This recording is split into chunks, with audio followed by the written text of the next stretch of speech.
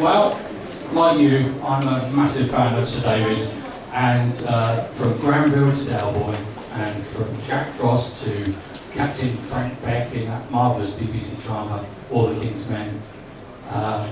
He's delivered some of the finest performances any actor has in the UK. So let's have a look at some of the reasons we all admire and love him so much. I'd like to start bidding at 150,000.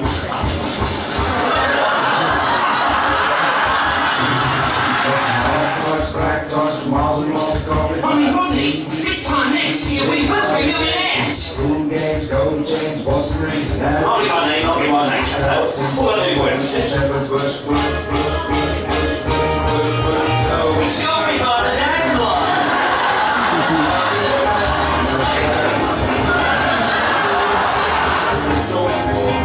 We've got prices.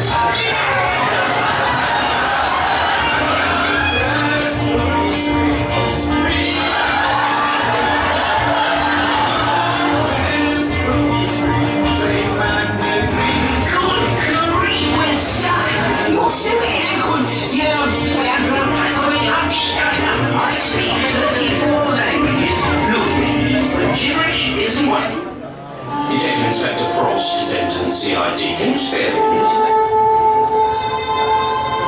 George, take out every one of those telephone numbers in that field. McCarty certainly draws a line in the last 20 years.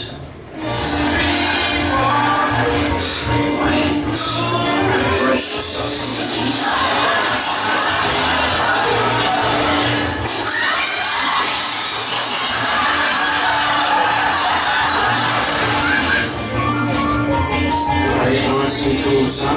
Nice and cool, you know what I mean?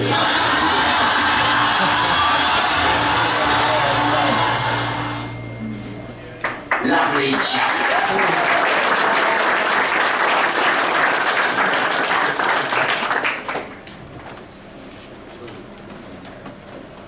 We are seconds away. So obviously we saw a lot of David's work there. Quick show of hands, favourite character? Is there one? Dare I ask? I think we probably know. David's favourite character for you guys? Which one? Thought it might be. Marlene. Is Sue in the room? I think Sue's taking the road. So, oh, you are! Someone shouted Marlene, Sue.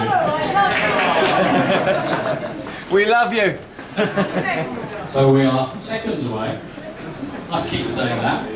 So, I might just talk to the dog for a minute, actually, because that's one of the original props, I believe, and as you know, Kerry's got a lot of those. Well, he hasn't got them, ladies and gentlemen, we are literally now seconds away. There is only one and only. And here he is, the man himself. It's my great pleasure to introduce Sir David Gleeson.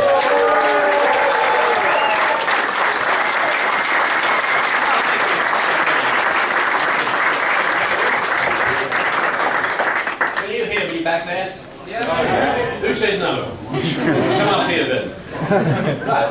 Yes, sir. So we have some questions, David. Right. We're going to start with Darren West. Darren, where is Darren? Can you make yourself known? Darren, come here. Can we have a wave? Oh, Darren, you're over there. Do you have a microphone, yes, sir? Yes. Let me pass you a microphone. This better be a good question. It's better not. I've got your question if you need your question. Ah, he has his question. Yeah. Come on, Darren. Yes. What is it? Of all the roles you portrayed, what was the character that you found most challenging as an actor? Oh, that's a good question. I think that I would have to say Scullion in Porterhouse Blue, because the reason being that I had been doing an awful lot of comedy, and suddenly I was presented with a character that didn't really have much of a funny side. and that he was ex-military, we worked out. And so I needed to find somebody who had that military bearing and had that attitude. So, which was usually, I'm looking for a funny piece of business or a funny line, but in that I had to ignore all that side and go straight down the middle. So that was the most challenging, but like all the stuff that I've done, I really enjoyed it. So yeah, thank you for that question. Yeah, very interesting. Thank you very much. So now I have a question from Ben Watkins. Ben, who are you about? Come along, Ben. Speak up, young man. Where is he? We have Ben Watkins. I don't think Ben's here. Oh, yeah, there's Ben. He's going to pass you a mic. Pass him the mic. What is it then? Speak up. Is he an uncle?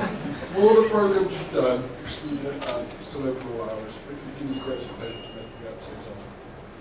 Well, I think it's fairly obvious that I think it has to be Fools and Horses, really, because the main reason for that would be that every time we got a script, I got a new script for each episode. You couldn't wait to turn the page, because practically every page there was something funny going on, or just very funny lines. And so from the moment that you read the script to the moment that you performed it in front of an audience, it was a laugh all the way along. So I couldn't say that about every part or every show that I've done, but certainly Fools and Horses was always, from the beginning of reading the script to actually performing it, was a joy and a pleasure. So it would be Fools and Horses. Who agrees? It's amazing old past writing from John Sullivan. I mean, just each line. Yeah, I think you're right, Steve, that what I always sort of say is that most credit should go to the writer, to John Sullivan, because as actors we're just the sort of cannon fodder, really. The brains of the outfit was always John Sullivan and his amazing creative brain. And so, you know, I've always took my hat off, and I'm sorry that we've always missed him dearly. And so we mustn't ever forget that, the credit for most of the fun comes from John Sullivan. So,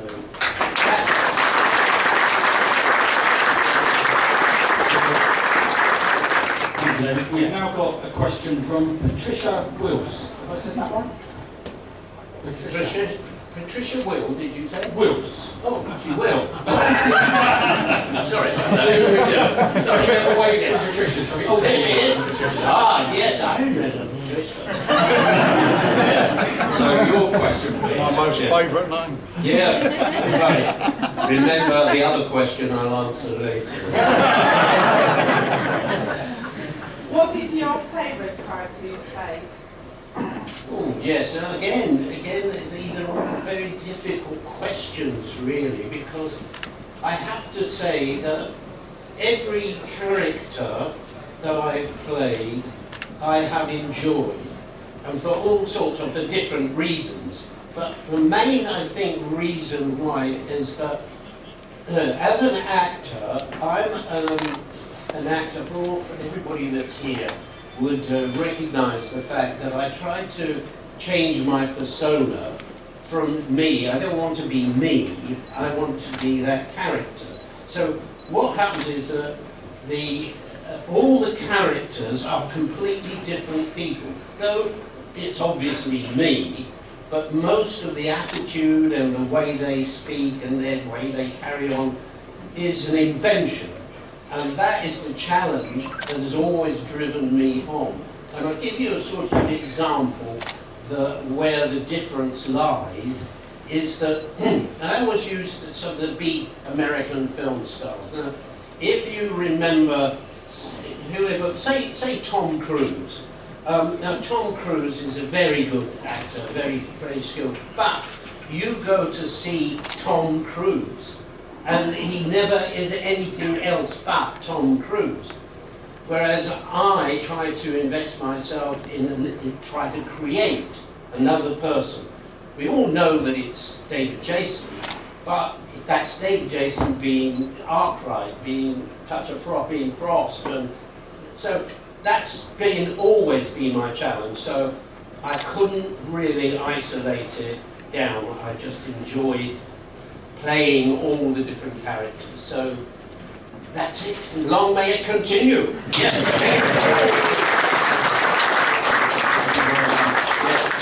Don't tell anybody. I'll see you later. So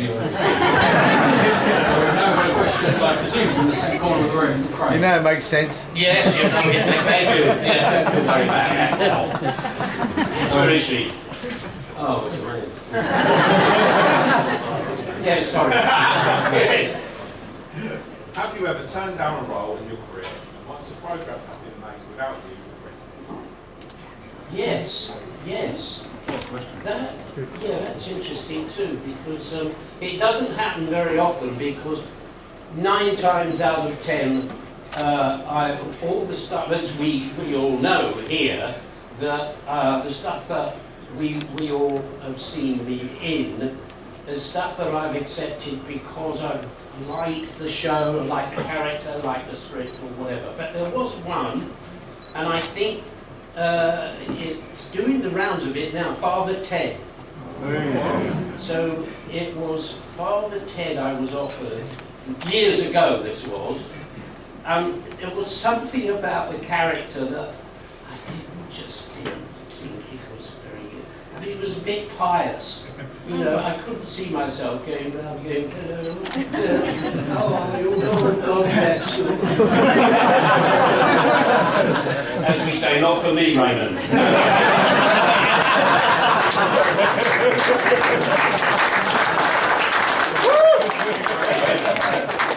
And next question from Costa Stavru. Costa, are you about? Costa, got any coffee? Where is it? Costa.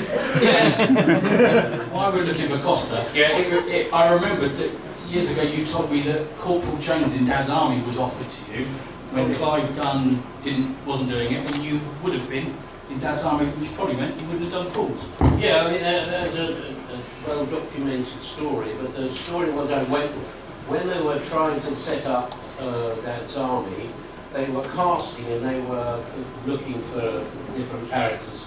And I went up for the old, yes, you know, they don't like it up, and because I was a character actor, and I could do that, if you like, and I did that at the audition, and I went to the audition, BBC, and I read for the director that part, like that, and I got the part, right? So they got in touch with my agent, and I went home and I was really, really excited by all this, because I was going to get a major part in a major possible TV series. But little did I know that at lunchtime in the bar at the BBC, the head of British BBC comedy at that time was a friend of Clive Dunn. And Clive Dunn wasn't going to take the part, he was offered the part, he wasn't going to do it because he wanted to have another series with Spike Milligan. And the boss of comedy at the time said they weren't going to do any more Spike Milligans. So at the bar, he knew that him and Clive Dunn were quite close. And so he offered the part of the, what's his face, in the Corporal Jones, to him. And the boss of the BBC went down and saw David Croft, who was producing, what was it again? Dad's Army. Producing Dad's Army, and said, I've got Clive Dunn for you. And they said, oh, I've already cast it. So he said, who have you cast? And he said, well, an actor called David Jason. He said, David who? I've never heard of him. No, he said, you don't have him, I've got you Clive Dunn. So that was what happened. 3 o'clock in this afternoon, I was at home, I got a telephone call from my agent who said, you know that you've got this part in Dad's Army? So I said, yeah, it's exciting. He said, you haven't. So Dad's Army's loss was only Fools and Horses Game. Yeah.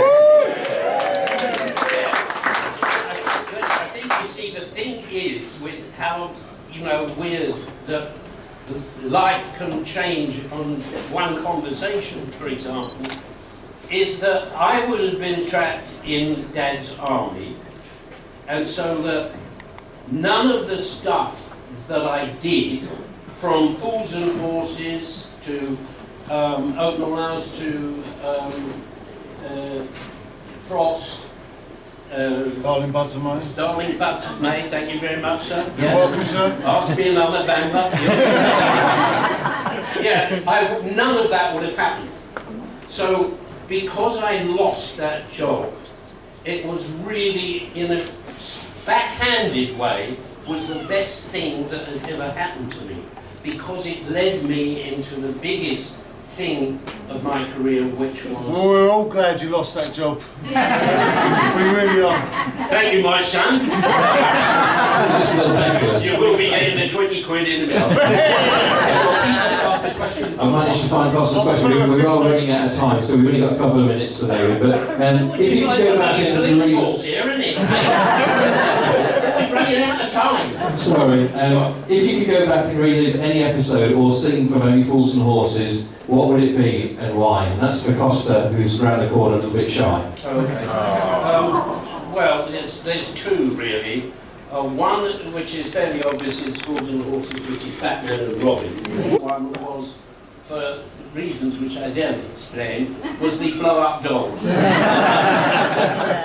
I draw a line under that. I can't explain it anymore. I'll leave it to your imagination. Brilliant. Thank you so much. I don't have a mic, but can I ask you a personal question?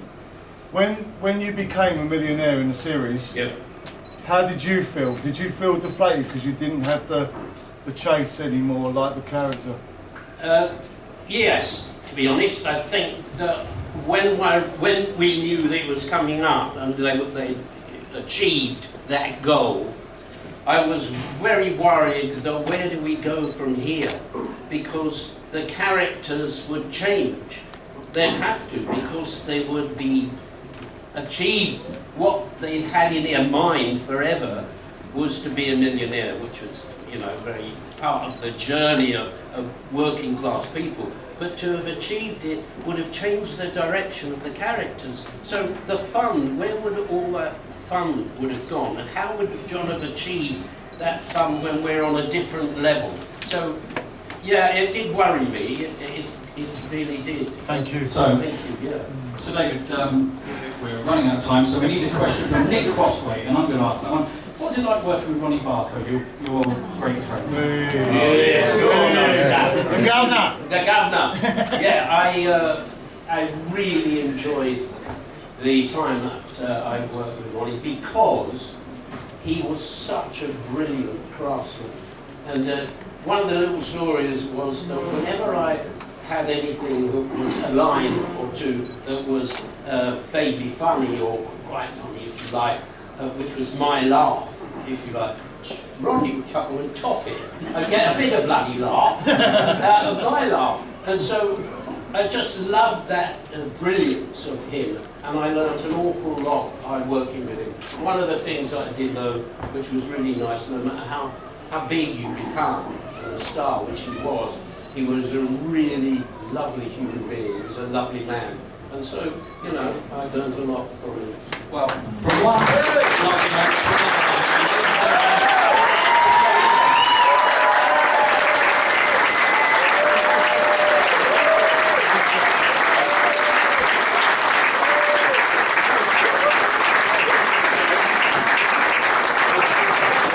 So, and also while your applause is going in.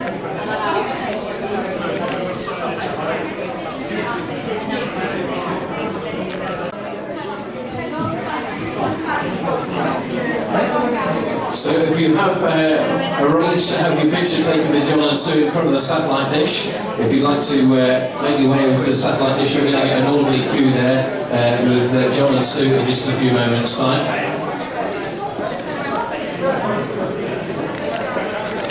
If you just line up across it, if we're upstood, if you want to be behind me, that would be good, yeah, in a line. We'll have the front of the queue with that lady in the red. There you go. The lady in red is now second in the queue, which is fine.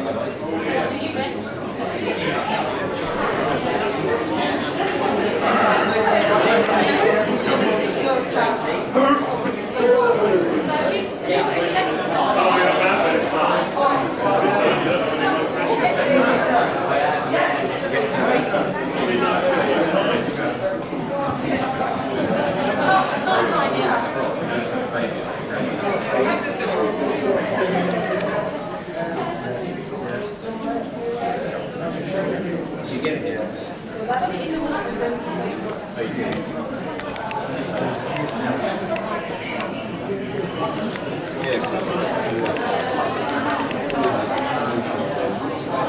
It's horrible.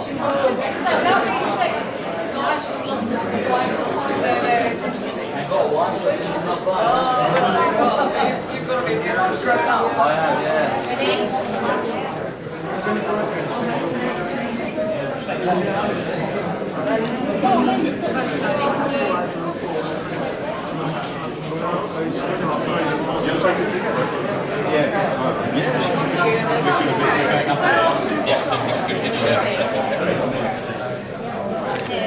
Next to Butler. Yeah, go on then.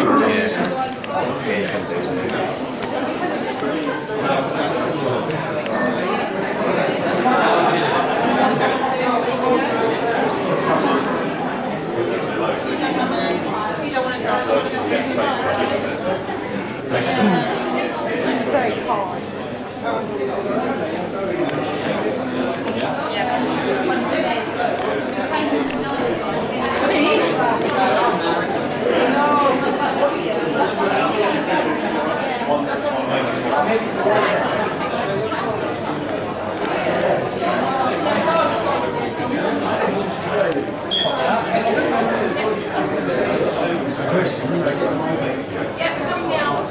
That's two, Dan.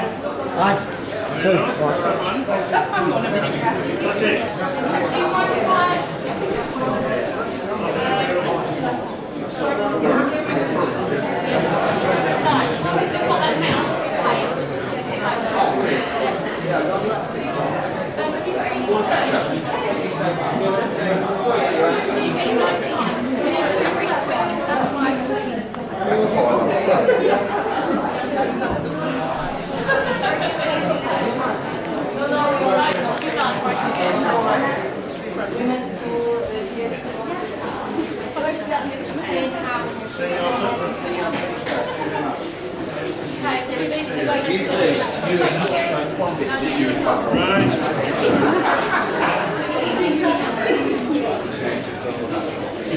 So, ladies and gentlemen, while John and Sue are having the pictures of with satellite dish, I'm going to welcome on stage John Lyons and also Tim Healy as well in a few moments' time. We'll just do a little bit of an informal chat and a Q&A and that sort of thing, and just find out a little bit of exactly what they've been up to and their career in movies and TV and stage and everything else. So if you do have any questions that you'd like finding out the answers to, then just save those in your mind for the moment. And you never know, you might get a chance to ask one of those in just a few minutes' time. So I think just before John sits back down, I just wanted to get just if you would like to join me on stage. So please, ladies and gentlemen, those of you that are in the hall with us, please give them both a big round of applause. Mr. Tim Healy and John Lyons, everybody. There you go, Tim. There's a microphone for you. Very much. And there's one for you as well. Thank you. Well done. So what do you think to the day so far? You had a good time enjoying it? Yeah, well, I've loved it very much. I never realised it was going to be this big. But I will say I'm a little bit tired now. My right hand is tired, if you excuse the expression. I didn't mean that. I didn't mean that. Maybe you have to say it's this big and right hand. But it's been a lovely day. Thank you. So far. Me too, I enjoyed everything. Nice to see all these genuine people coming out, you know, I can tell that they love to do it, and it'll be very nice to meet too, so thank you for that. So going back, obviously, on both of your careers for obviously such a short time, but going back, I know obviously you was in George and Mildred many years ago. I did, George and Mildred. I used to do many years ago. I used to do a lot of the half-hour comedy series. So yeah, I did everything from On the Buses, George and Mildred, Love Thy Neighbour, Man About the House, all of those things that we used to do. They don't make so many of them now, but there was a time in the 60s and 70s where they just rolled them out month and month. And I was very lucky to be in quite a few of them. And I'm sure you were too. Brilliant, you were too. So I was watching, it was a little mad. But it was a joke. Yeah, really look now.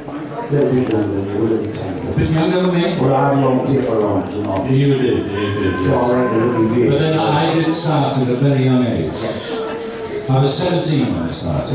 Yeah, 17. And I said to my wife, this is very true, when I left drama school when I was 20, and although Anne wasn't my wife at the time, we were courting, and I said to her as I'm leaving drama school, and I'm 20, and I said, darling, wouldn't it be wonderful if I could still be doing this when I'm 70? And I'm now 76 and still working. How lucky am I? Fantastic. And I seem to recall as well, Tim, you was in a really popular show in the 80s, and the show's gone from my mind at the moment. Maybe you could refresh our memory? Was it Goodbye? Arvina's Impact. That changed my life, actually. That sort of springboarded me into doing all sorts of things. You know, it was very clever, I think. In fact, it was a comic look at Thatcher's Britain. You know, the construction industry had collapsed. In Britain, these poor guys had to go abroad to make money and leave their wives and families. And it was a common look at that, you know, so it touched a lot of people's hearts. I mean, there were 30,000 Brits working in Germany in 1982 because they all had these dreams, like Neville's character, Kevin Whaley's character, of saving up and coming back and buying a nice little house and stuff. And of course, you end up living in the huts, and you go down the boozer every night and come back without. But all the people in it, how well they've gone on to it, eh? All the actors in it. So, just thinking as well, moving on, John, to Frost, which I know, I was talking to somebody earlier on, and they said that they couldn't watch Frost for a while because David Jason was Del Boy, not Frost. And then they started watching it and realised just how good the series was. And obviously your part was pivotal, a main part in the show,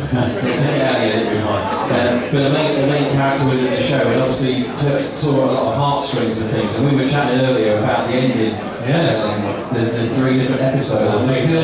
Well, at the end of it, I'm sure you all know the end of it. We filmed, it was coming to the end, the very last episode, and they filmed 3 different endings of the episode. And they were going to kill off Mullet, I couldn't think of his name, Inspector Mullet, myself, or Frost. So we filmed all 3 endings. And they made the decision on the day of transmission which one it was going to be. And it was me. Now, I didn't see it because I was working, they showed it over 2 nights, Sunday and Monday. I was working in the theatre on the Monday, so we saw the first episode, but I didn't see the second episode, and I didn't know what was going to happen. But when I got home from the theatre on Monday night at about 10:10, that second last episode had finished, and they'd killed me off. And I walked into my lounge, not knowing, and there was my wife sitting in the chair crying. Then I knew it was me. So yes, they killed me off. But as an actor, it didn't make any difference because they were never going to do anymore anyway. And I did say to David, I'm glad to say I do Panto every year. And a few years back, David came to see me with his wife and daughter, and we had dinner. And we were talking about Frost, and I said to him, do you know, I do miss it. And he said, so do I. I said, can't we do another one? He said, no. I said, why not? He said, well, I'm too old and you're dead. That's a good way of putting it, isn't it? So moving on then to another recreation, obviously an 80s, 70s straight 80s show, Open All Hours, and then coming into Still Open All Hours. How did that come apart? How did that come about? Well, I was very, very flattered actually. BBC sent me the script and asked me if I would like to play this part of Gastric. And I'm a huge fan of David Jason. I've never worked with him. We've met before on another project, but never happened. We're trying to set up. Anyway, he asked me to come on, and that was it. And we got on great together. He's a great guy to work with.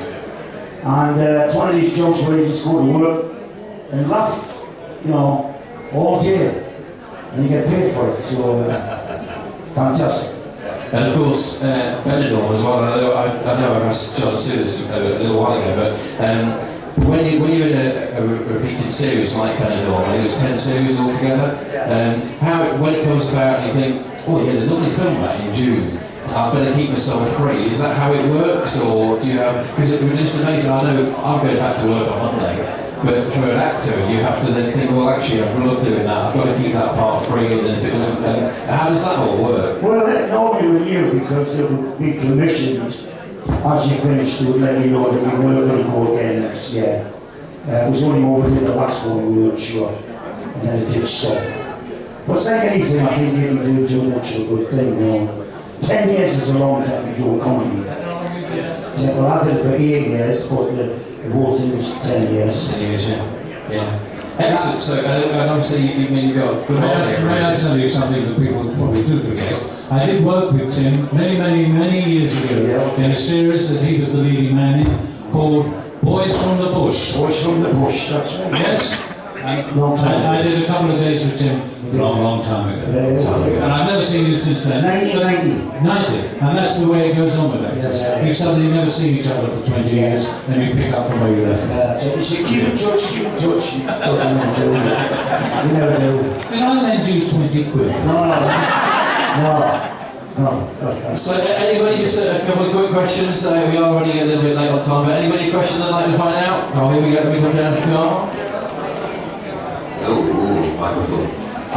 Well, John, it's just that maybe this is an opportunity. I was thinking we could have like an open audition for you to appear in still open all hours. Do you do like a northern accent? Say that again to me. I was thinking we could use this as like an opportunity for an open audition, pretend to get you a part in still open all hours. Can I do a northern accent? Can you do a northern accent? No, well, I probably could, but for me, I have to work on it. I couldn't suddenly go into somebody's office, and I've had this a few times, and they suddenly say, John, we want this, that, that. And that I would find difficult. But if you gave me a script and let me go away with it, and I could work on it, yes. I remember I did go on once to a play at the Royal Court, and it was a D.H. Lawrence play. And I sat down with a guy, David Jones his name was, very big director, and he's telling me about this part, and he said, now John, the accent is 13.5 miles outside Nottingham. I said, well David, I can do 13 miles, but I can't do I didn't get the job.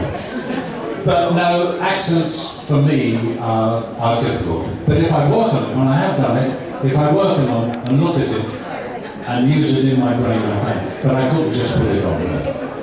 It always amazes me how when you read the script and they'll say, well, we need to redo that from such and such a bit. And you okay, and you just carry on. It's like a video recording, stopping his line. Well, the Geordie accent is the hardest one to do. I mean, I've been trying for 68 years. I'm barely good. I don't think you're far off. I think you're getting close. Barely good. But please give the both of them a massive round of applause. God bless you.